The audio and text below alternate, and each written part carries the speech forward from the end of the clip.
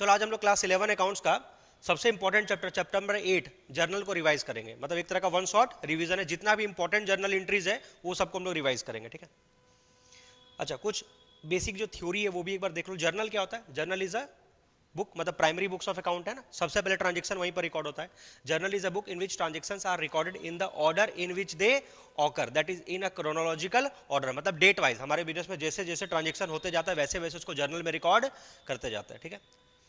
The process of recording the transaction into journal is called journalising. ये 1 marks के लिए याद रखना, जर्नलाइजिंग का डेफिनेशन पूछ सकता है। जो प्रोसेस है ट्रांजेक्शन को जर्नल में रिकॉर्ड करने का, उसी प्रोसेस को बोलते हैं जर्नलाइजिंग। मतलब प्रोसेस कहने का मतलब क्या, कोई भी ट्रांजेक्शन होता है सबसे पहले हम लोग उसमें क्या देखते हैं कि कौन कौन से दो अकाउंट के ऊपर इफेक्ट पड़ रहा है, फिर हम लोग रूल अप्लाई करते हैं कि कौन सा अकाउंट डेबिट होगा, कौन सा अकाउंट क्रेडिट होगा, फिर उसको हम लोग जर्नल के अंदर में रिकॉर्ड करते हैं, ठीक है।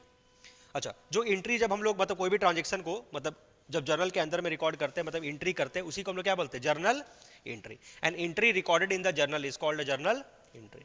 अच्छा, जो भी ट्रांजेक्शन जर्नल में रिकॉर्ड होता है उसके लिए हम लोग को क्या सीखना पड़ेगा? Rules of debit and credit. Transactions are recorded in journal on the basis of rules of debit and credit. तो चलो, जर्नल स्टार्ट करने से पहले सबसे पहले हम लोग डेबिट और क्रेडिट का रूल को रिवाइज कर लेते हैं। देखो, रूल को रिवाइज करने से पहले एक बात जानो, दो अप्रोच है ना, एक मॉडर्न अप्रोच और एक ट्रेडिशनल अप्रोच। वैसे तो क्वेश्चन बनाते समय हम लोग को रूल भी याद करने का जरूरत नहीं होता, सब याद ही हो गया ऑलमोस्ट, ठीक है। देखो, मॉडर्न अप्रोच के हिसाब से हम लोग अपने अकाउंट को 5 कैटेगरी में बांटते हैं: assets, liability, income, expense and capital. तो रूल क्या है? एसेट्स और एक्सपेंसेस का सेम रूल है, बिकॉज दोनों के लिए तो अपने को पेमेंट ही करना ना। एसेट खरीदोगे तो भी पेमेंट करेंगे, एक्सपेंस होगा तो भी पेमेंट करेंगे। एसेट और एक्सपेंस का सेम रूल है। अगर इंक्रीज कर रहा है तो डेबिट। इंक्रीज करने का मतलब कोई एसेट परचेज किए या कोई एक्सपेंसेस हुआ हमारे बिजनेस में तो वो डेबिट होगा। और अगर मान लीजिए वो डिक्रीज कर रहा है, डिक्रीज कब करेगा? जैसे हमारा कोई एसेट है उसको हम लोग क्या कर दिए? सेल कर दिए। या हम लोग कोई एक्सपेंस किए थे, जैसे गुड्स परचेज किए थे, बाद में गुड्स को रिटर्न कर दिए, तो एक्सपेंस हमारा डिक्रीज हो जाएगा, तब उसको क्या करेंगे? क्रेडिट करेंगे। तो एसेट और एक्सपेंस बढ़ता है तो डेबिट, घटता है तो क्रेडिट। और बाकी क्या क्या बच गया? Liability, capital. अच्छा, लाइबिलिटी मतलब एक्सटर्नल लाइबिलिटी, क्योंकि कैपिटल तो इंटरनल लाइबिलिटी हो गया ना। लाइबिलिटी, कैपिटल और रेवेन्यू। रेवेन्यू मतलब इनकम, नॉर्मल लैंग्वेज में इनकम। रेवेन्यू मतलब इनकम, कैपिटल और लाइबिलिटी, इन तीनों के साथ अगर डिक्रीज होगा तो डेबिट और इंक्रीज होगा तो क्रेडिट, ठीक है। उसके बाद ट्रेडिशनल अप्रोच में हम लोग अकाउंट को 3 कैटेगरी में रखते हैं: पर्सनल अकाउंट, रियल अकाउंट और नॉमिनल अकाउंट। पर्सनल अकाउंट का rule, debit the receiver, credit the giver. Real account मतलब जो एसेट्स आते हैं, debit what comes in, credit what goes out. And nominal account का rule, debit all expenses and losses, credit all incomes and gain. बहुत ज्यादा explanation का तो जरूरत नहीं है, बिकॉज बस रिवीजन करवा रहे तो याद आ ही जा रहा होगा, ठीक है। चलो, ये हम लोग का जर्नल का फॉर्मेट है। जब भी एग्जाम में जर्नल एंट्री बनाओगे ये फॉर्मेट ड्रॉ कर लोगे: date, particulars, ledger folio, but ये तुमको भरना नहीं रहता है, बस सजावट के लिए बना देना, और एक डेबिट और एक क्रेडिट। इसमें हम लोग एंट्री पास करते हैं और उसके एक नीचे नरेशन लिख देते हैं, ठीक है। चलो, प्रैक्टिस किया जाए। टोटल 45 जर्नल एंट्रीज है, ठीक है, जिसमें तुम्हारा सारा इंपॉर्टेंट एंट्री कवर हो जाएगा। करो, स्टार्ट करो। फॉर्मेट का जरूरत नहीं है, वो तो तुम लोग को पता ही है, बस एंट्री लिखते चलो।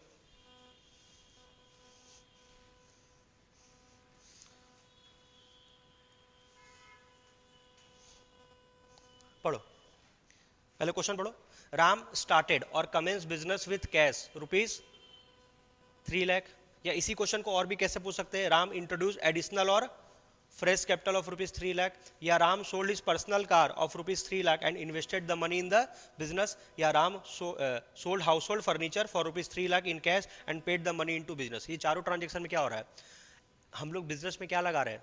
पैसा लगा रहे हैं, मतलब कैपिटल लगा रहे हैं। तो जब भी बिजनेस में कैपिटल लगाते हैं तो दो अकाउंट पर इफेक्ट पड़ता है। एक तो बिजनेस में कैश आया, कैश इंक्रीज कर गया, तो कैश का रूल, कैश एसेट है, या real account debit what comes इन, तो कैश को डेबिट करेंगे। अच्छा, और ये पैसा कहां से आया? ये बिजनेस में ऑनर से, तो ऑनर का क्या बनाएंगे? Capital account. तो कैपिटल इंक्रीज कर रहा है, कैपिटल को भी क्या करेंगे? क्रेडिट। तो बिजनेस में सिंपल कैपिटल लगाने का एंट्री क्या था? Cash account debit to capital. लिखते चलो।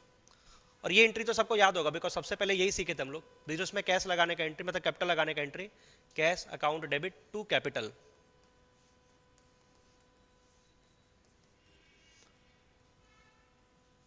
कितना हो गया? Cash account debit to capital 3 lakh, ठीक है। नरेशन हम इग्नोर कर रहे हैं, वो तुम लोग लिख सकते हो। Being cash introduce into the business.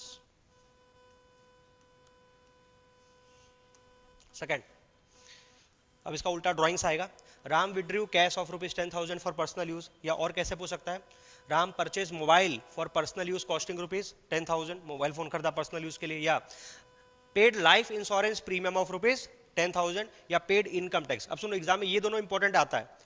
यहाँ पर सोल प्रोप्राइटरशिप का हम लोग अकाउंटिंग कर रहे हैं ना क्लास 11 में, तो सोल प्रोप्राइटरशिप में जो बिजनेस होता है और जो ऑनर होता है उसको अलग नहीं माना जाता है, लीगली अलग नहीं माना जाता है। भले हम लोग अकाउंटिंग सेपरेट एंटिटी कंसेप्ट को फॉलो करते हैं, लीगली वो अलग नहीं होता है। इसलिए जो इनकम टैक्स पे होता है ना वो ऑनर का ही पर्सनल माना जाता है, ठीक है, या लाइफ इंश्योरेंस प्रीमियम तो ऑनर का लिया जाता है। तो ये दोनों भी क्या माना जाएगा, ड्रॉइंग्स माना जाएगा। तो याद रखना तुमसे ये दोनों कम पूछेगा, ये ज्यादा पूछता है, इनकम टैक्स या तो लाइफ इंश्योरेंस प्रीमियम, ये दोनों भी क्या है, ड्रॉइंग्स। तो ड्रॉइंग्स का एंट्री बोलो, ड्रॉइंग्स करने से क्या कम होगा, कैपिटल, हाँ एक तो कैश भी जाएगा और ड्राइंग्स करने से ऑनर का कैपिटल क्या होगा, कम होगा। अब देखो कैपिटल बढ़ता है तो क्रेडिट करते और घटता है तो डेबिट, लेकिन यहां पर कैपिटल अकाउंट की जगह एक नया अकाउंट यूज करेंगे ड्राइंग्स।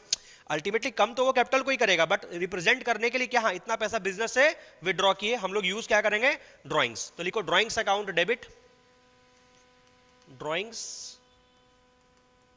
और ये सब कोशिश करो ये सारा एंट्री तुमको एकदम याद हो मुंह पर, है ना। Drawings account debit to cash, business से कैश गया, कितना ड्राइंग्स किए थे, 10,000। तो ये एंट्री एकदम दो एंट्री रटा हुआ होना चाहिए, ठीक है।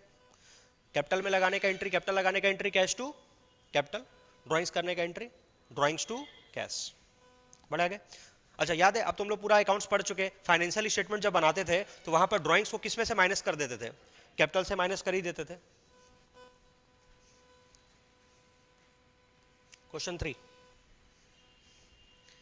Cash deposited into bank, cash को बैंक में जमा किए तो बैंक बैलेंस बढ़ गया, कैश बैलेंस घट गया। अब देखो बैंक अकाउंट और कैश अकाउंट दोनों ही हमारा एसेट है, तो एक एसेट बढ़ रहा है एक एसेट घट रहा है, तो एसेट बढ़ता है तो डेबिट, घटता है तो क्रेडिट। तो बैंक बैलेंस बढ़ा तो डेबिट कर दो, कैश बैलेंस घटा तो क्रेडिट कर दो। तो एंट्री बना bank account debit to cash.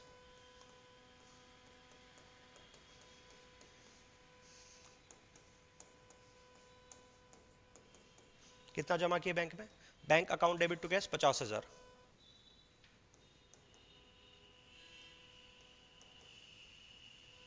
ठीक है, bank account debit to cash 50,000। अच्छा याद है जब कैश बुक बनाते हैं तो ये जो जर्नल एंट्री मतलब एंट्री आता है ये कॉन्ट्रा एंट्री कहलाता है, इसका डबल पोस्टिंग होता है, एक बार बैंक में और एक बार कैश में। Question 5 cash withdrawn from bank, इसका उल्टा, अब कैश को निकाल लिए बैंक से। अच्छा यहाँ पर ऑफिस यूज या पर्सनल यूज कुछ नहीं लिखा तो ऑफिस यूज मानेंगे। तो बताओ हमारे बिजनेस में कैश बढ़ गया वापस से और बैंक बैलेंस घट गया, तो कैश बढ़ गया एसेट डेबिट करेंगे और बैंक बैलेंस को क्रेडिट। तो एंट्री बना cash account debit to bank, उल्टा हो गया कैश अकाउंट डेबिट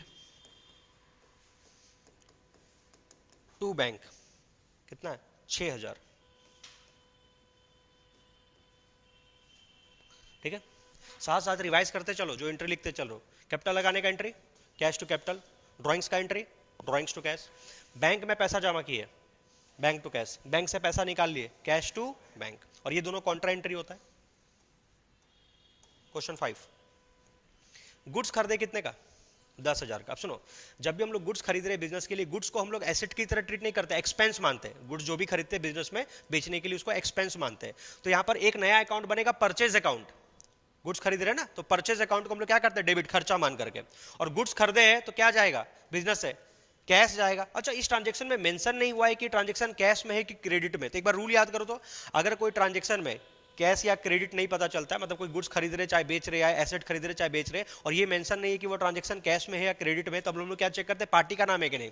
यहाँ पर किससे खरीदे, क्या नाम दिया हुआ है, पार्टी का नहीं, तो इसको हम लोग क्या मानेंगे, कैश ट्रांजेक्शन। और अगर पार्टी का नाम होता तब क्या मानते, क्रेडिट ट्रांजेक्शन। तो यहाँ पर गुड्स खरीदे, पार्टी का नाम है नहीं और कुछ भी मेंशन नहीं है, तो कैश ट्रांजेक्शन मानेंगे। तो गुड्स आया परचेज अकाउंट, कैश गया, purchase account debit to cash,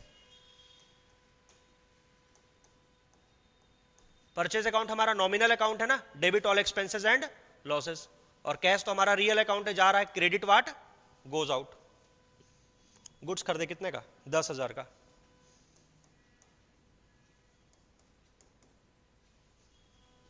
purchase account debit to cash.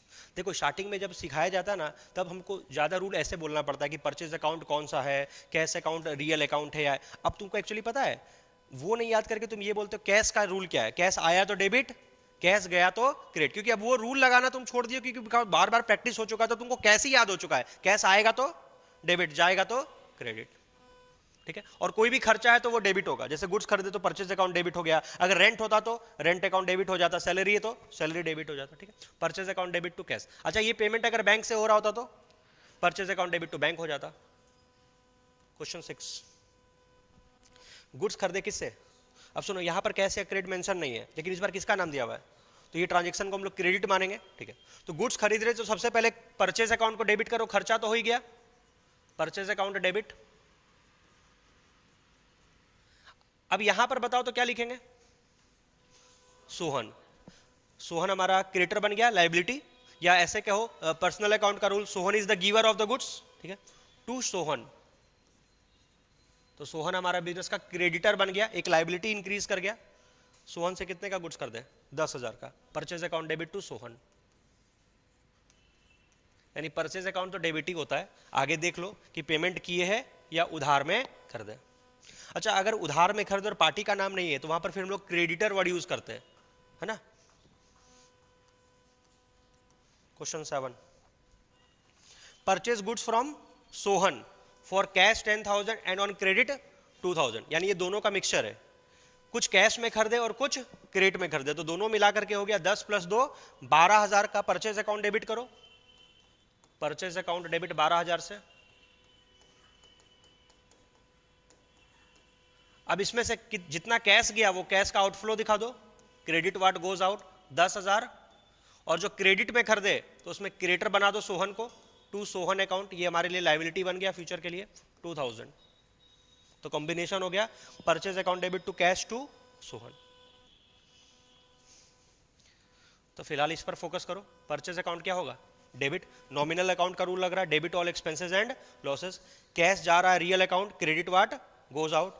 और ये सोहन मेरा पर्सनल अकाउंट कहो तो क्रेडिट द गिवर मान लो, या अगर लाइबिलिटी की तरह ट्रीट करो तो लाइबिलिटी बढ़ रहा है तो क्या होगा? क्रेडिट। चलो, परचेज के बाद सेल आएगा। गुड्स बेचे किसको? Sold goods to Rohan for ₹4,000। अब सुनो, यहाँ पर कैश या क्रेडिट तो नहीं बताया, लेकिन पार्टी का नाम मेंशन है, तो ये ट्रांजेक्शन कैश में नहीं मानोगे, किस में मानोगे? क्रेडिट में। तो रोहन को गुड्स बेचे हैं हम लोग। अच्छा, गुड्स बेचना एक तरह से हमारे लिए इनकम है, इनकम का काम करेगा। इनकम को क्या करते हैं? Credit.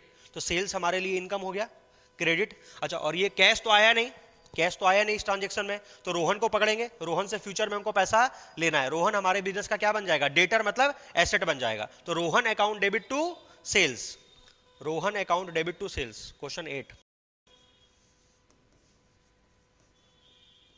Rohan account debit to sales. और वैसे भी देख सकते हो रोहन एक पर्सनल अकाउंट है, डेबिट द रिसीवर। हम लोग माल बेच रहे तो माल रिसीव कौन किया? Rohan. Rohan account debit to sales. कितना का गुड्स बेचे? 4,000। Rohan account debit to sales. Purchase का तो जगह फिक्स है, डेबिट में रहता है, और सेल का जगह फिक्स है अपना क्रेडिट में रहता है। क्वेश्चन नंबर 9, सिर्फ लिखा हुआ है गुड्स बेचे, कैश क्रेडिट भी नहीं बताया और पार्टी का भी नाम नहीं बताया, तो कैश जूम करोगे, कैश में भी क्या होगा? Cash transaction. तो गुड्स बेचेंगे तो कैश आएगा इस बार, कैश अकाउंट डेबिट। और गुड्स बेचना हमारे लिए क्या है? इनकम। तो सेल को क्या करेंगे? क्रेडिट। मतलब cash account debit to sales. Question 9, cash account debit to sales. Next page में आ जाता है।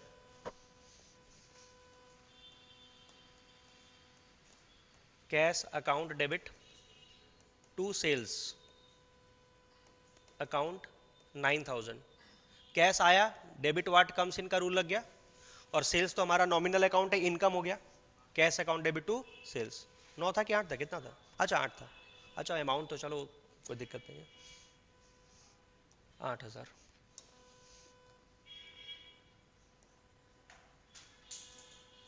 क्वेश्चन 9 के बाद क्वेश्चन नंबर 10। अब इन दोनों का mixture, sold goods to Rohan for cash 10,000 and on credit 2।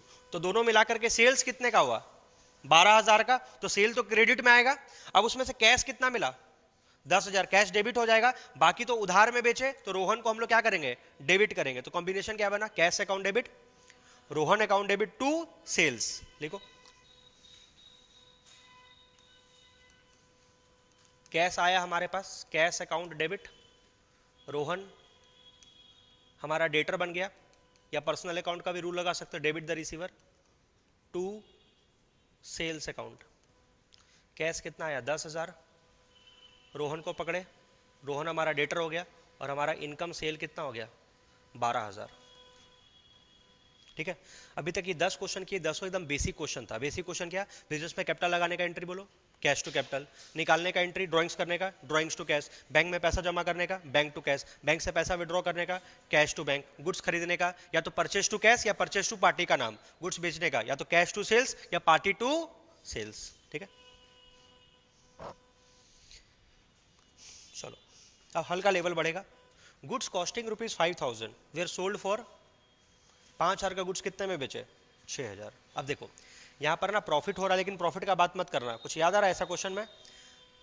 Profit और लॉस हम लोग बनाते हैं, ट्रेडिंग अकाउंट बना करके वो निकालते हैं। तो यहाँ पर वो गुड्स 5 का था, उससे मतलब नहीं। जब हम लोग गुड्स बेचते हैं तो सेल प्राइस पर एंट्री पास करते हैं, तो गुड्स बिका कितने में 6,000 में, तो सेल का एंट्री किस पर पास होगा 6,000 पर। अच्छा, ये ट्रांजेक्शन में कैश और क्रेडिट तो बताया नहीं और पार्टी का भी नाम नहीं है, तो क्या मानोगे कैश ट्रांजेक्शन। तो बताओ 6,000 में माल बेचे तो कैश कितना आया 6,000, तो cash account debit to sales कितना होगा 6,000।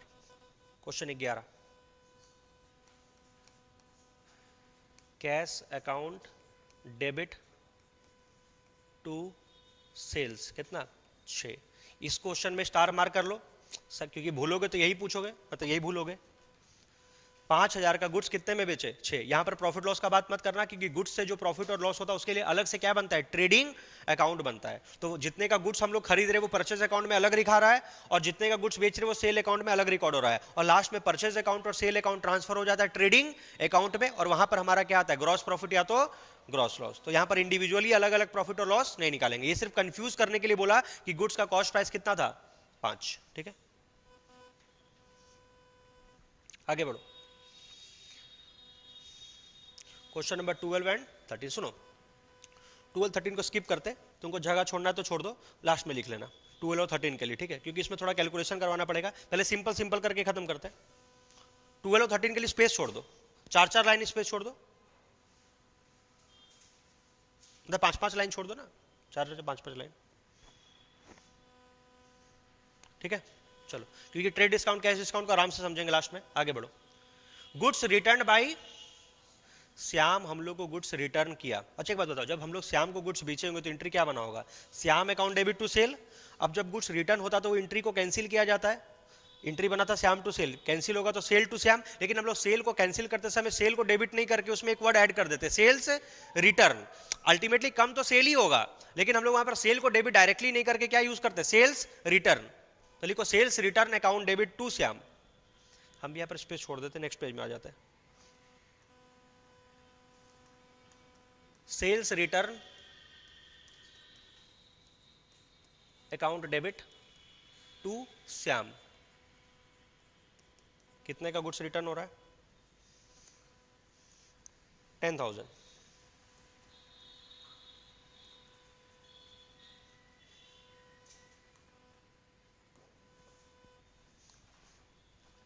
Goods costing 9,000 return to Kapil, हम लोग कपिल को रिटर्न किए, इसका मतलब कपिल से खरीदे थे। तो जब खरीदे होंगे तो एंट्री बना होगा purchase account debit to Kapil, तो रिटर्न में एंट्री कैंसिल होगा Kapil to purchase return, Kapil to purchase, लेकिन परचेज के साथ हम लोग क्या लिखते हैं परचेज रिटर्न, तो कपिल टू परचेज रिटर्न,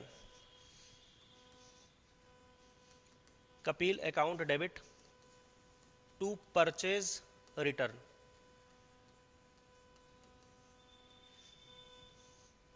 कितना 9,000।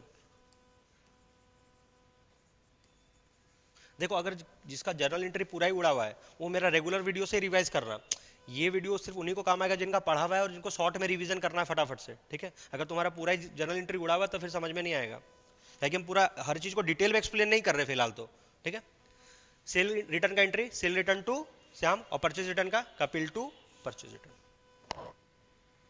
16। अब आता है एसेट का बारी। गुड्स के अलावा जो भी चीज खरीद रहे वो सब क्या होगा एसेट। जैसे फर्नीचर परचेज किए मोहन से कितने का 60,000 का। सुनो, फर्नीचर खरीदे, कहीं पर भी लिखा हुआ नहीं है कि ट्रांजेक्शन कैश में हुआ है कि क्रेडिट में, और पार्टी का नाम, अच्छा ऊपर वाला छूट गया 16। फर्नीचर परचेज किए 12,000 का और ये कैश और क्रेडिट तो बताया नहीं और पार्टी का नाम भी नहीं है, तो क्या मानोगे कैश ट्रांजेक्शन। हाँ, तो फर्नीचर खरीदे तो फर्नीचर आया कैश गया, दोनों तो हमारा रियल अकाउंट है, मतलब एसेट है। Debit watt comes in credit what goes out. Furniture आया कैश गया, आधा जर्नल एंट्री तो इसी पर बन जाता है क्या आया और क्या गया। देखो furniture account debit to cash,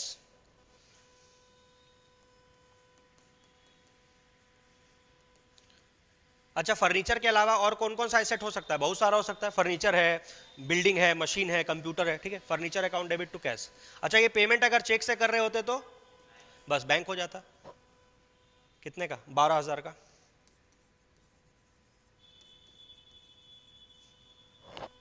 17 number. Furniture purchase from Mohan, कितने का? 60,000 का।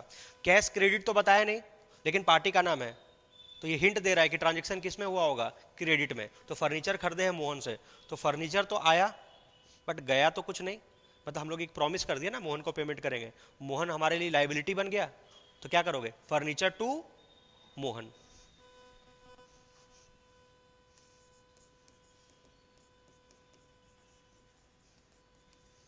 Furniture account debit to Mohan, 60,000। Mohan में कौन सा रूल लगा? अगर लाइबिलिटी के सेंस में देखे तो लाइबिलिटी बढ़ गया, और अगर इसको पर्सनल अकाउंट के कैटेगरी के हिसाब से सोचे तो Mohan is the giver. Mohan से हम लोग फर्नीचर खरीदे, Mohan is the giver. 18, furniture costing ₹4,000 were sold for 5। अब सुनो, 18 को इसके साथ कंफ्यूज मत करना, इसके साथ 11 नंबर के साथ। यहाँ पर क्या बिक रहा था? गुड्स। यहाँ पर गुड्स नहीं बिक रहा है, एसेट बिक रहा है। एसेट बिक रहा है, फर्नीचर बिक रहा है। 4,000 का था, कितने में बेचे? 5। यहाँ पर प्रॉफिट और लॉस का हिसाब होगा, क्योंकि इसके लिए अलग से ट्रेडिंग अकाउंट नहीं बनाते, तो यहीं पर इसका रिकॉर्ड कर लेंगे। सुनो, 4,000 का फर्नीचर है, बेचे कितने में? 5। तो कैश कितना आया? 5। फर्नीचर कितने का गया? 4। कैश आया 5, फर्नीचर कितने का गया? 4। तो 1,000 का डिफरेंस बचेगा क्रेडिट में, वो क्या लिखेंगे? Profit on sale of furniture. तो लिखो, कैश आया 5,000 टू फर्नीचर गया जिसका कॉस्ट है 4,000। तो यहीं पर दिखा दो balancing figure, to gain on sale of,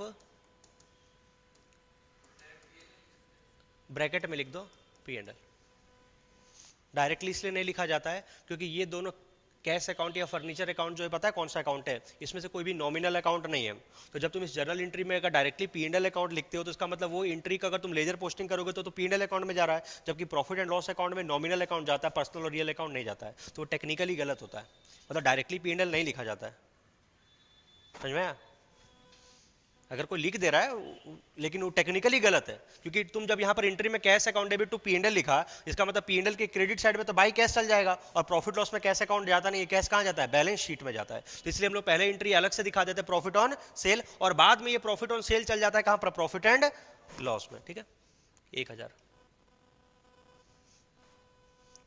तो तुमको P&L लिखना होगा तो ब्रैकेट में लिख देना, डायरेक्टली मत लिखना। ठीक है, cash account debit to furniture to gain on sale, silent करो।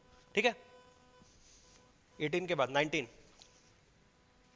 Furniture costing 5,000 were sold for 4,000। 5,000 का फर्नीचर कितने में बेचे हैं? 4,000 रुपए में। तो 5,000 का फर्नीचर 4 में बेचे तो कैश कितना आया? 4। फर्नीचर कितने का गया? 5। 1,000 का लॉस है, लॉस कहां पर आएगा? डेबिट में।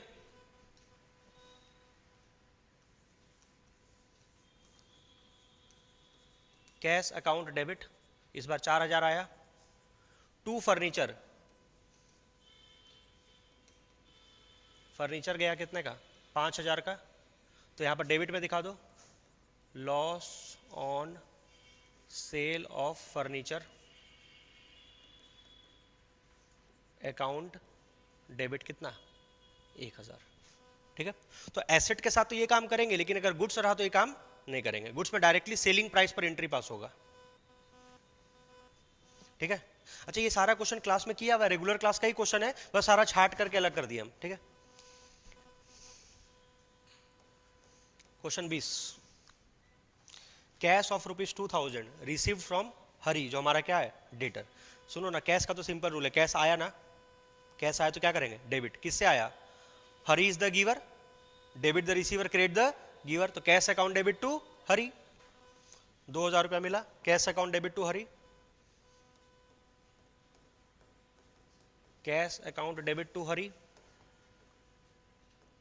2,000। अच्छा, नाम पता है तो नाम ही लिखेंगे ना, डेटर का जरूरत नहीं है।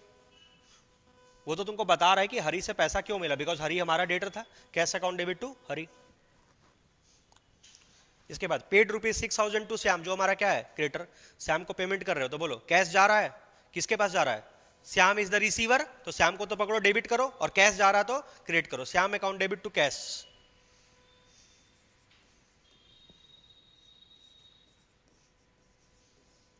Shyam account debit to cash कितना है 6,000। ये सब तो टफ नहीं ना, ये सारा एंट्री सिंपल है, ठीक है। डेटर से पैसा मिला, क्रेडिटर को पेमेंट किया। 22 number, received ₹1250 from Raman in full settlement of his account, कितना 1300।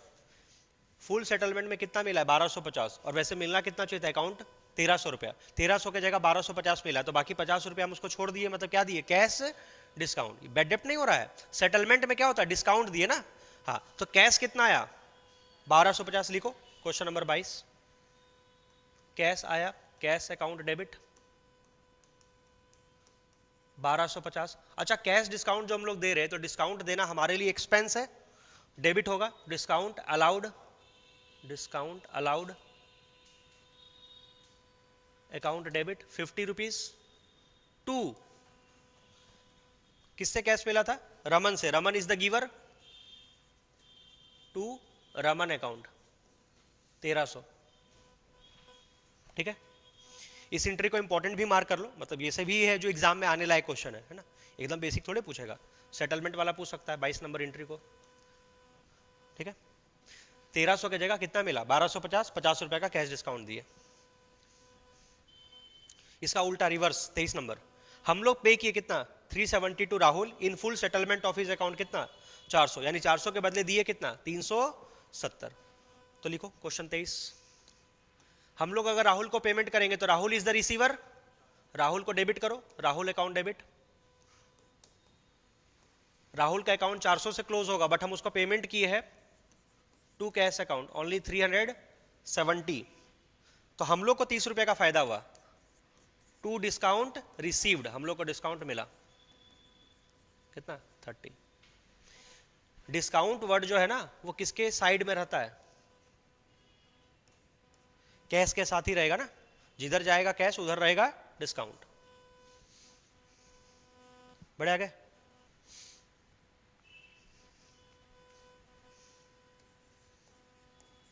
ट्वेंटी 24, रेंट पे किए 3,000 रुपए, किसको, अमर को। अब सुनो, यहाँ पर नाम बताया, लेकिन हमको नाम का चिंता नहीं करना, जब किसी खर्चे का पेमेंट करते हैं तो पार्टी का नाम से मतलब नहीं होता है, हम तो रेंट का एंट्री रिकॉर्ड करेंगे ना, तो रेंट हमारे लिए बिजनेस के लिए खर्चा है, तो क्या एंट्री होगा, नॉमिनल अकाउंट का rule, debit all expenses and losses, तो रेंट को डेबिट करो, और कैश जाएगा तो कैश क्रेडिट होगा, rent account debit to cash होगा, ना कि Amar account debit to cash, ठीक है, रेंट अकाउंट डेबिट होगा। 24, रेंट हमारे लिए बिजनेस का एक्सपेंस है, rent account debit to cash, और पेमेंट चेक से करते तो टू बैंक हो जाता, 3,000 रुपया, तो अमर का नाम मत लिखना कहीं पर भी, ठीक है। खर्चे का पेमेंट में या इनकम रिसीव करते तो पार्टी का नाम नहीं आता है।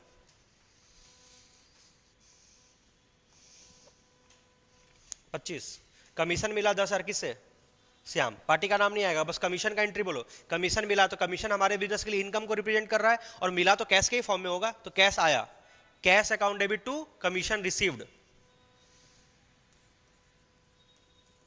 Cash account debit to commission received. अच्छा, कमीशन रिसीव्ड के अलावा और भी कोई इनकम हो सकता था, जैसे इंटरेस्ट हो सकता है, डिविडेंड हो सकता है, रेंट भी रिसीव कर सकते हैं, कोई भी इनकम हो सकता है, ठीक है। और यहाँ पर खर्चा में भी कोई हो सकता है, रेंट हो सकता है, सैलरी हो सकता है, वेजेस हो सकता है, एडवर्टीजमेंट एक्सपेंस हो सकता है, इलेक्ट्रिसिटी चार्जेस हो सकता है, खर्चा बहुत सारा हो सकता है। 26, goods of ₹1,000 distributed as free sample, sample में गुड्स बांटे। अब देखो, गुड्स को सैंपल में बांट रहे हो तो हमारा खर्चा हो रहा है। देखो, जब हम लोग गुड्स खरीद करके लाए थे उसको परचेज अकाउंट में रिकॉर्ड कर लिए थे, बट आज वो गुड्स को बेच नहीं रहे, एज अ सैंपल में बांट रहे, तो हम लोग अपने परचेज अकाउंट से उसको हटा करके सैंपल अकाउंट में ट्रांसफर करेंगे, तो एंट्री क्या बनेगा, sample account debit to purchase, sample account, या इसके जगह और क्या यूज कर सकते हैं, सेल्स प्रमोशन, हाँ एडवर्टीजमेंट भी यूज कर सकते हैं, सैंपल में बांटना एक तरह का सेल्स प्रमोशन टेक्निक है, सैंपल या सेल्स प्रमोशन अकाउंट डेबिट। अच्छा यहाँ पर जो गुड्स बांट रहे सैंपल में, उससे हम लोग का गुड्स बिजनेस से कम हो रहा है, तो जो गुड्स खरीदे थे उसको किस बॉक्स में रिकॉर्ड किए थे, परचेज में, उससे हटा दो टू परचेज अकाउंट। कितने का गुड्स बांटे हैं सैंपल में, 1000 रुपए का। अच्छा एंट्री कॉस्ट प्राइस पर होगा, यहाँ पर ये कॉस्टली प्राइस है, अगर अगर भाई सेलिंग प्राइस बताता तो हम लोग एंट्री कॉस्ट प्राइस पर ही करते। 1000 का गुड्स बांटे सैंपल में, sample account debit to purchase. ऐसा ही मिलता जुलता और भी एंट्री है। 27 नंबर, goods costing ₹500 given as charity, उसका सेल प्राइस कितना था, 600। जब तुम चैरिटी में गुड्स बांट रहे हो तो कोई प्रॉफिट कमाने के लिए थोड़े काम कर रहे हो, तो सेलिंग प्राइस से मतलब नहीं है। गुड्स जो बांटे उसका कॉस्ट कितना था, 500। चैरिटी में देना, चैरिटी भी हमारे बिजनेस के एक तरह से एक्सपेंस हो गया। Charity account debit to purchase, cash तो नहीं दे रहे, गुड्स दे रहे ना, charity to purchase. Charity word की जगह एक और वर्ड यूज कर सकते हो, चैरिटी या डोनेशन, चैरिटी या donation account debit to purchase. Goods कितने का है, 500, ब्रैकेट में लिख लो, कॉस्ट प्राइस पर एंट्री होगा ये सारा एंट्री, ठीक है। ये वाला भी एंट्री किस पर है, कॉस्ट प्राइस पर। 28, गुड्स विड्रॉ किए पर्सनल यूज के लिए जिसका कॉस्ट कितना है, 700 रुपया, और सेलिंग प्राइस से मतलब तो हम लोगों ने ये बिकॉज पर्सनल यूज के लिए लेके जा रहे हैं ना, तो बता पर्सनल यूज के लिए करेंगे मतलब ड्राइंग्स, तो ड्राइंग्स टू परचेज।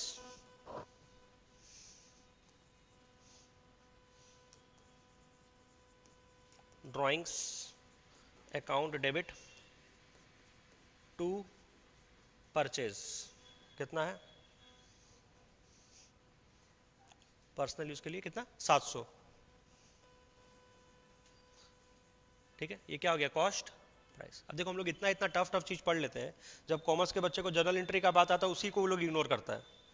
जब तक तुम जर्नल एंट्री नहीं सीखोगे अकाउंट्स का हर चैप्टर वीक रह जाएगा, और जर्नल एंट्री अगर नहीं भी समझ में आता तो तुमको याद भी करना कोई बहुत बड़ा बात नहीं है, तुम एक दो एंट्री को 2 बार लिख लोगे तो भी याद हो जाएगा। लिख है ही क्या, sample to purchase, charity to purchase, donation, drawing to purchase, तो याद ही हो जाएगा अगर तुमको। क्वेश्चन 29,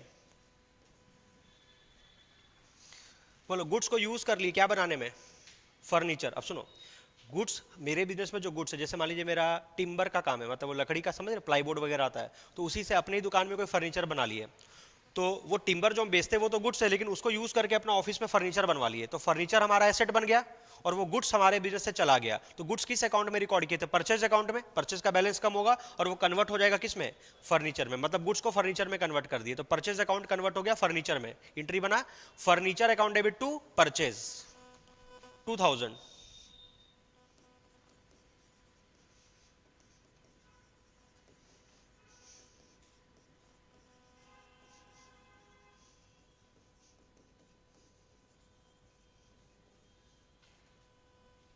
ठीक है।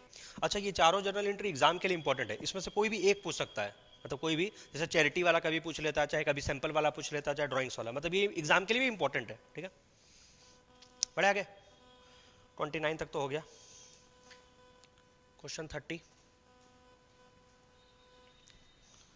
प्रोवाइड 10%, उठो, प्रोवाइड 10% डेप्रीशिएशन ऑन फर्नीचर जिसका कॉस्ट कितना है, 1 लाख।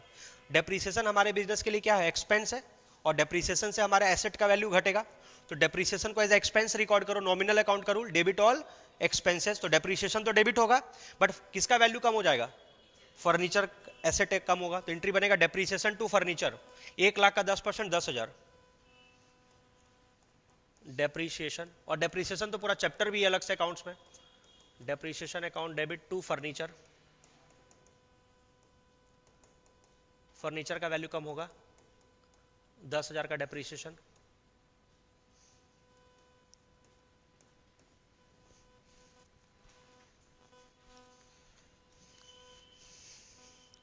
एट % का इंटरेस्ट देना है किसके ऊपर, कैपिटल के ऊपर। देखो ऑनर बिजनेस में जो कैपिटल लगाया चाहे तो वो बिजनेस से इंटरेस्ट चार्ज कर सकता है, तो देखो इंटरेस्ट जो कैपिटल के ऊपर देना है वो बिजनेस के लिए तो एक्सपेंस है ना, क्योंकि बिजनेस को तो देना पड़ेगा, बट ये देना तो ऑनर को ही है, तो ऑनर के ही कैपिटल में जोड़ देंगे, ऑनर का इनकम बन जाएगा।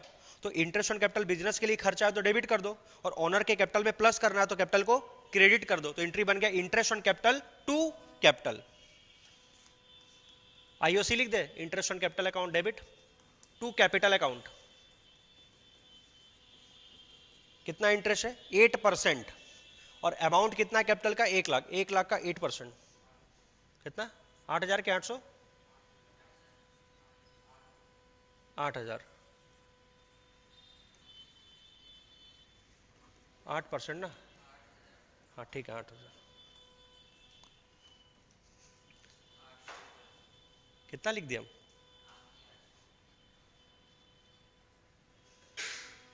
32। इसका उल्टा इंटरेस्ट ऑन ड्राइंग लगाना है, कितना? 7,000। अब देखो, ऑनर अगर पर्सनल यूज के लिए पैसा निकाल रहा होगा बिजनेस से, तो इस बार बिजनेस बोलता है कि हम भी चार्ज करेंगे इंटरेस्ट, तो बिजनेस के लिए इनकम बनेगा। और ये पैसा एक्चुअली में ऑनर से लेना है, तो ऑनर कोई कैश लाके तो देगा नहीं, ऑनर के कैपिटल से काट लेंगे, तो कैपिटल कम होगा। और ये बिजनेस के लिए क्या बनेगा? Interest on drawing income. तो एंट्री करो, कैपिटल अकाउंट डेबिट, कैपिटल से कटेगा, capital account debit to interest on drawing, तो बिजनेस के लिए इनकम है, टू इंटरेस्ट ऑन ड्राइंग्स। कितना अमाउंट है? 7,000। अब सुनो, और करके लिखो। देखो अलग अलग बुक में ना अलग अलग फॉलो करता है, फर्क उससे कोई खास नहीं पड़ने वाला है। किसी बुक में एंट्री करेगा capital account debit to interest on drawing, और किसी बुक में इसको ड्राइंग्स बोल करके एंट्री करता है। लिख लो, ये भी लिख लो, दोनों ही सही है। Drawings account debit to interest on drawings 7,000। ठीक है, बट हम जो पहले लिखे उसी को फॉलो करना। इससे भी कोई खास फर्क नहीं पड़ा, इसको एक तरह से ड्राइंग्स मान लिए, तो ड्राइंग से भी तो क्या कम होगा? कैपिटल ही कम होगा। तो किसी बुक में drawings to interest on drawing लिखा हुआ है, किसी में capital to interest on drawing लिखा हुआ है। तुम ये फॉलो कर लेना, capital account debit to interest on drawing. 33, loan लिए बैंक से, कितना? 50,000। लोन लेना हमारे लिए लायबिलिटी है, तो लायबिलिटी बढ़ेगा। अच्छा, बैंक वाला लोन कभी कैश में नहीं देता है, तुम्हारा अकाउंट खोल करके तुम्हारे अकाउंट में ट्रांसफर करता है, तो मेरा बैंक बैलेंस बढ़ेगा और साथ में एक लायबिलिटी बढ़ेगा लोन का। तो एंट्री बनेगा bank account debit, bank account debit, तुम्हारे बैंक अकाउंट में पैसा ट्रांसफर कर दिया जाएगा। लेकिन ये तो लोन है ना, तो लोन हमारा लायबिलिटी को बढ़ाएगा, टू लोन फ्रॉम बैंक,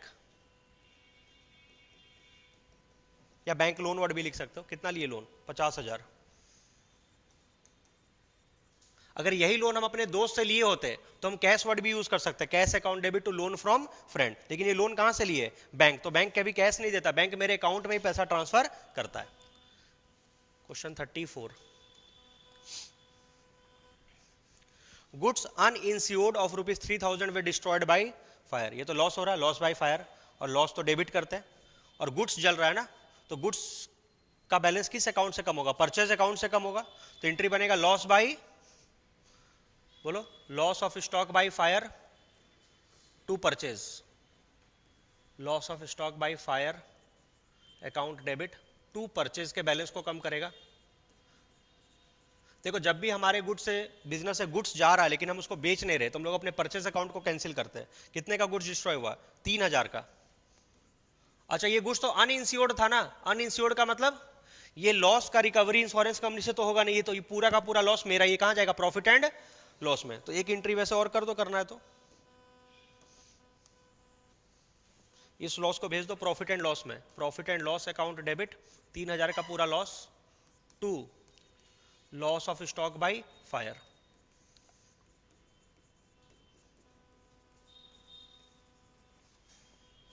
ठीक है, क्वेश्चन 33 के बाद क्वेश्चन 34 के बाद 35। अब इसमें ये देखो, goods costing ₹1,000 damaged by fire and insurance company accepted a claim of ₹800 and cheque is received from the insurance company. Cheque भी मिल गया। ठीक है, सुनो, सबसे पहले गुड्स कितने का डिस्ट्रॉय हुआ है? 1,000। तो सेम एंट्री करो, loss of stock by fire account debit to purchase. लिखो, loss of stock by fire account debit to purchase. पहले लॉस दिखा दो 1,000 का, लेकिन अब ये पूरा 1,000 का लॉस मेरे जिम्मे नहीं आएगा, इसमें से 800 रुपया हमको कौन देगा? इंश्योरेंस कंपनी, और बाकी मिलेगा, बाकी तो चल जाएगा प्रॉफिट एंड लॉस में, तो लिखो प्रॉफिट एंड लॉस में जाएगा कितना रुपया, 200। बाकी इंश्योरेंस कंपनी हमारा डेटर बन गया, insurance company account debit 800 to, अभी लॉस को हटा दो बुक से, to loss of stock by fire 1000। अच्छा एक एंट्री और कर देंगे क्योंकि लिखा है क्वेश्चन में कि हम लोग को पैसा भी मिल गया हाथों हाथ, तो पैसा मिल गया तो फिर इंश्योरेंस कंपनी को डेटर मत बनाओ, अब पैसा ले लो। चेक मिला है कि कैश मिला, क्या लिखा हुआ है, चेक मिल गया, तो बैंक अकाउंट को डेबिट कर दो, बैंक आ गया, बैंक अकाउंट डेबिट 800 रुपया मिल गया। अब इंश्योरेंस कंपनी को हटा दो, टू इंश्योरेंस कंपनी, हाँ हमको पता था ही बोलने वाले थे, शॉर्टकट मत मारना, यहाँ पर बैंक अकाउंट यूज़ नहीं करना, तुमको स्टेप बाय स्टेप दिखाना होगा। पहले उसको अपना डेटर दिखाएंगे और ये, क्योंकि जरूरी नहीं है कि सेम डेट में पैसा आ ही जाता है, ठीक है। तो ये 3 एंट्री हो गया, ठीक है। बढ़े आगे, 34 35 के बाद 36, paid cash ₹2000 for installation of machine. अच्छा कोई मशीन खरीदे उसको इंस्टॉल करवा रहे हैं ना, तो ये तो कैपिटल एक्सपेंडिचर माना जाता है। एक एसेट को रेडी टू यूज पोजीशन में लाने में जो भी खर्चा लगता है, उसका इंस्टॉलेशन का, उसका ट्रांसपोर्ट का, सारा खर्चा मशीन में जोड़ते हैं, तो एंट्री क्या बनेगा बोलो, machine account debit to cash 36।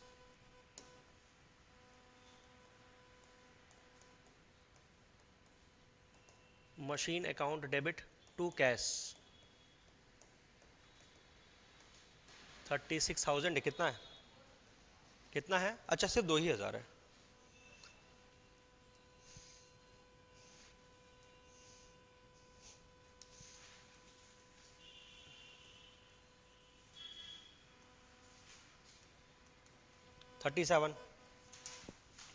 ₹5,000 due from Ramesh are irrecoverable. Irrecoverable का मतलब बैड डेप्ट हो गया, तो बैड डेप्ट तो लॉस है बिजनेस के लिए, लॉस भी नॉमिनल अकाउंट में आता है, डेबिट करते।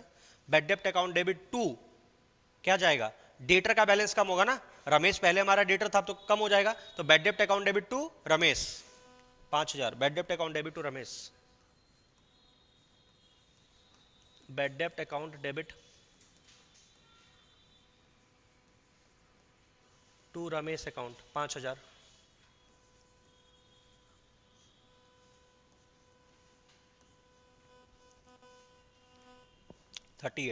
एग्जाम के लिए भी इंपॉर्टेंट है 38।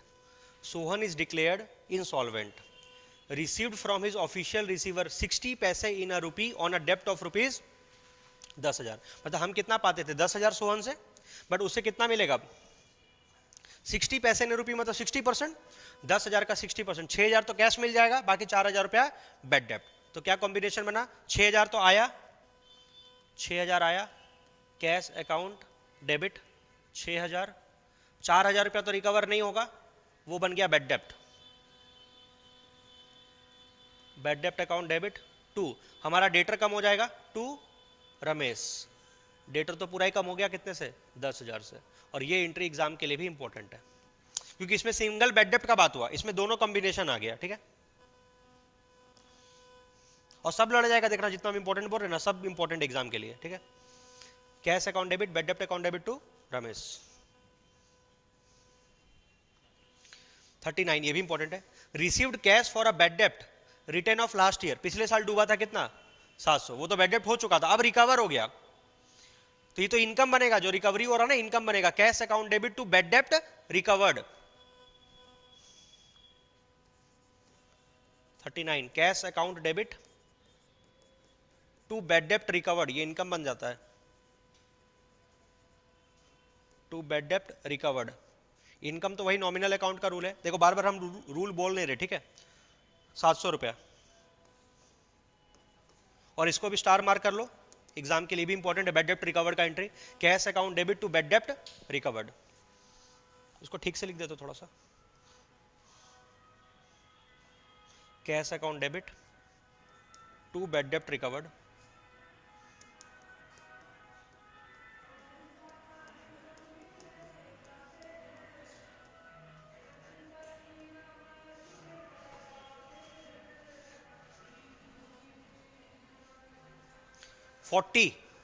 रेंट ड्यू टू, अच्छा अभी देखो अब लाइन्स है 1 2 3 4, ये सब पता है किसका एंट्री आने वाला, जो एडजस्टमेंट एंट्री करते थे, outstanding expense, prepaid expense, accrued income और एक इनकम रिसीव्ड इन एडवांस, इसलिए उसको हम लास्ट में फिट कर दिए, ठीक है। बोलो, रेंट ड्यू टू लैंडलॉर्ड का मतलब outstanding rent, rent account debit to outstanding rent.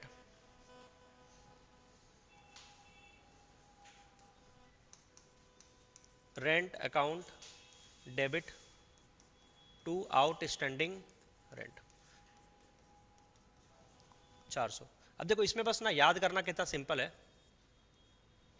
बस तुमको ये आउटस्टैंडिंग वर्ड ही तो लगाना है, कहाँ पर, यहाँ। अब कोई भी खर्चा हो सकता है, सैलरी है तो salary to outstanding rent, wages है तो outstanding wages.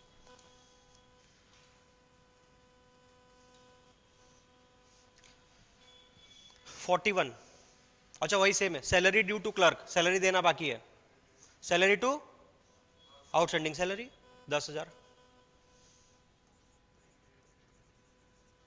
Salaries account debit to outstanding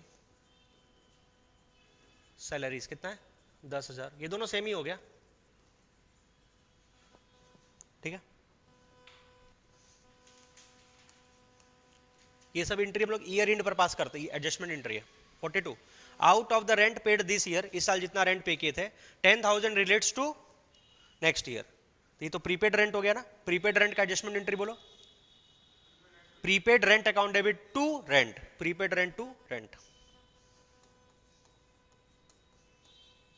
prepaid rent account debit, ये हमारा एसेट बन गया, और रेंट को हम लोग कैंसिल कर रहे हैं, अब वो खर्चा नहीं है, कितना 10,000, प्रीपेड रेंट टू रेंट, तो ये रेंट अकाउंट को कैंसिल कर रहे हैं, वो खर्चा नहीं, वो क्या बन गया एसेट।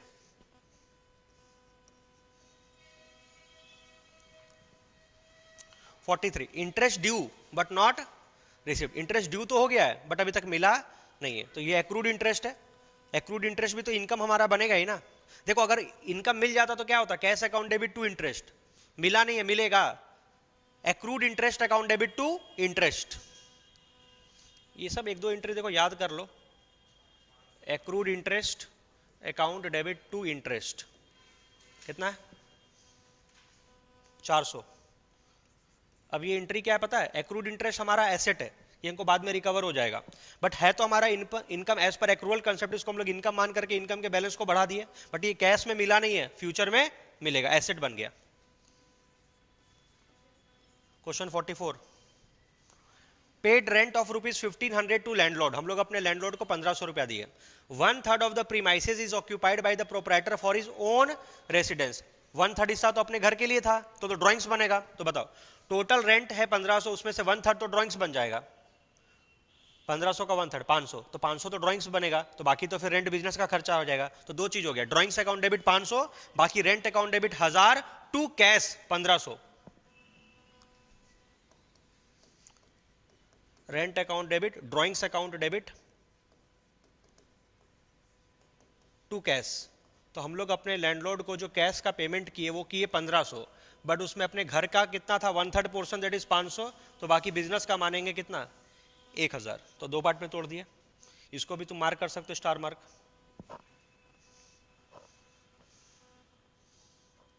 लास्ट 45, कमीशन एडवांस में मिला कितना 500, ये एडजस्टमेंट एंट्री की तरफ पास करना है, एडजस्टमेंट एंट्री बोल करके। तो एडवांस कमीशन का एडजस्टमेंट एंट्री क्या था, commission account debit to commission received in advance, या commission account debit to advance commission बोलो, लास्ट एंट्री।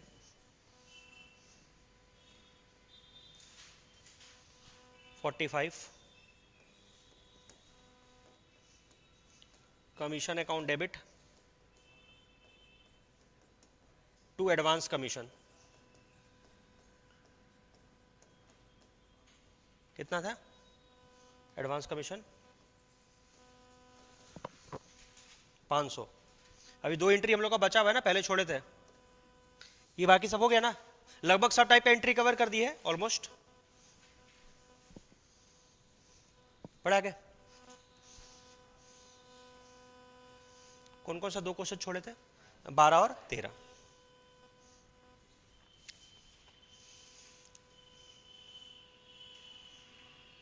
क्वेश्चन नंबर 12 एक बार रीड करो अपने से।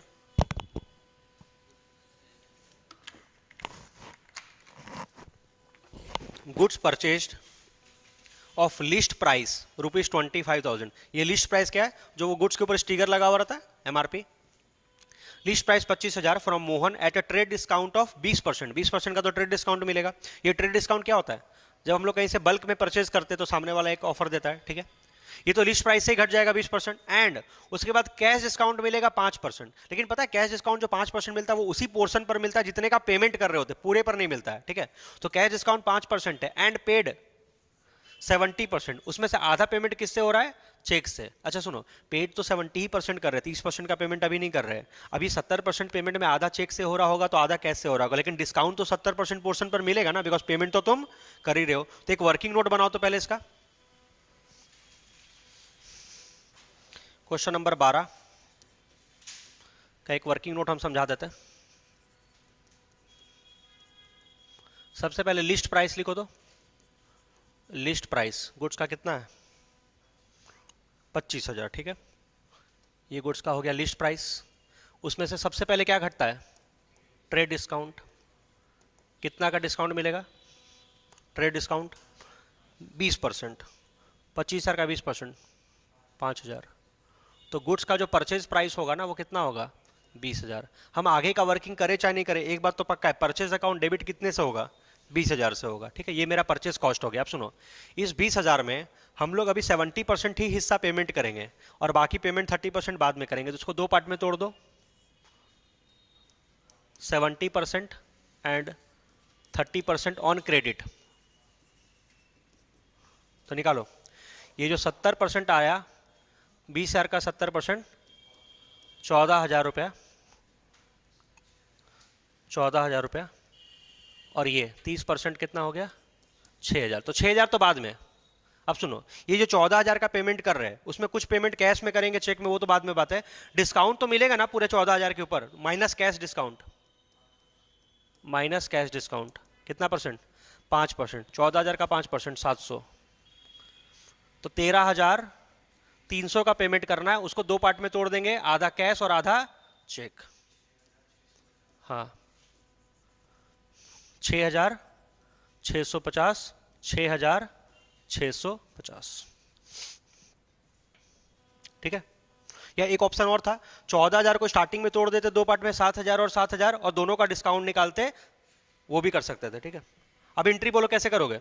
गुड्स खरीदे थे ना हम लोग, परचेज अकाउंट को डेबिट करो। परचेज अकाउंट डेबिट कितने से? 20,000 से। अब तो सारा चीज क्रेडिट साइड में आएगा। 2, इसमें जितना पेमेंट किए कैश से वो लिख दो 2 कैश, जितना पेमेंट चेक से किए लिख दो 2 बैंक, जितना हमको डिस्काउंट मिला 2 डिस्काउंट रिसीव्ड, और जितना हम लोग को फ्यूचर में पे करना है लाइबिलिटी बना दो। किसको पे करना है? किससे खरीदे थे? मोहन से, तो 2 मोहन। यहां पर 4 चीज आ गया। बस इसी तरीके से काम करना है। अभी 20,000 जोड़ करके कंप्लीट करो। बताओ कैश कितना दिए? 6650, चेक 6650, करते जाओ 6650, 6650, और डिस्काउंट कितना मिला? ये डिस्काउंट का बात मत करना, ट्रेड डिस्काउंट रिकॉर्ड नहीं होता, सिर्फ ये 700, और बाकी पेमेंट फ्यूचर में करेंगे कितना? 6,000, ठीक है। तो एक क्वेश्चन तो मान करके चलो, टीचर स्कूल में पूछ ही सकता है तुमसे एग्जाम में, ट्रेड डिस्काउंट और कैश डिस्काउंट वाला। बढ़े आगे। इसी का उल्टा क्वेश्चन नंबर 13, मतलब सेल्स का एंट्री। वर्किंग नोट वैसे बनेगा, सोल्ड गुड्स टू पंकज, जिसका लिस्ट प्राइस है 50,000, लेस कर देंगे 20% का ट्रेड डिस्काउंट एंड 5% का कैश डिस्काउंट है। लेकिन कैश डिस्काउंट का पोर्शन पूरे पर नहीं होता है जितना पेमेंट रिसीव करेंगे। And received 60%, 1/3 of which is received by cheque. अच्छा, टोटल 60% मिल रहा है, 40% तो मिल नहीं रहा है, और ये 60% भी जो मिल रहा है उसमें 1/3 कैसे मिल रहा है? चेक से। तो 2/3 कैसे मिलेगा? कैश से। लेकिन ये जो 5% का कैश डिस्काउंट है वो तो पूरा 60% पोर्शन पर मिलेगा ना। समझ में आ रहा है? कर उसका वर्किंग नोट बनाओ। क्वेश्चन 13 जगह है मेरे पास, एक पेज ऐड कर देते हैं, 12 के बाद 13 number. Question 13 working note.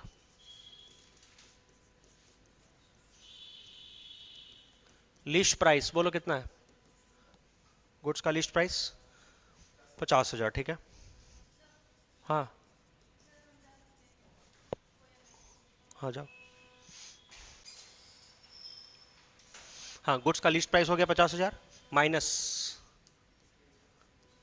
Trade discount at the rate of 20% ना, कितना हो गया 10,000। तो गुड्स का जो सेल वैल्यू आएगा ना, सेल वैल्यू जिससे सेल्स अकाउंट को क्रेडिट करेंगे, वो हो गया 40,000। अब इस 40,000 का दो हिस्सा करो, 60% तो अभी हम लोग रिसीव कर लेंगे, बाकी 40% तो ऑन क्रेडिट है, उधार में बेचे हैं।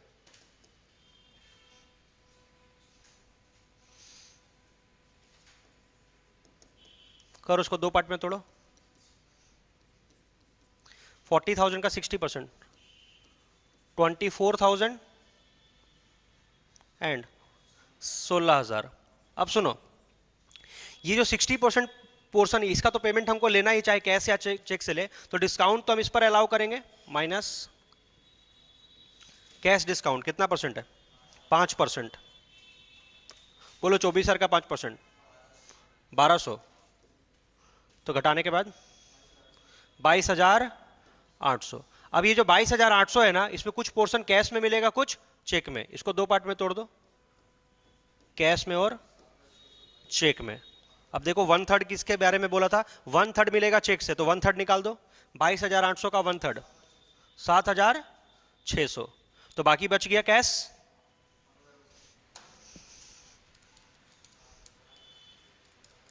15,200। आ रहा समझ में ना? हाँ, अब इसका एंट्री करो। बोलो, कैश आएगा डेबिट, चेक से भी पेमेंट मिलेगा तो बैंक को डेबिट करेंगे, और कुछ डिस्काउंट अब हम लोग को देना पड़ेगा, कैश डिस्काउंट, डिस्काउंट अलाउड।